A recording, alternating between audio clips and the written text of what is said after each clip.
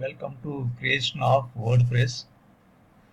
Now I am going to explain how to create the WordPress website. Now open the Google site and in that press WordPress. After that you may get the sites like this. Then select wordpress.com. After that you are getting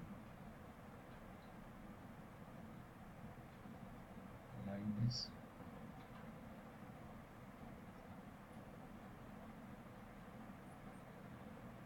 Go to the my site.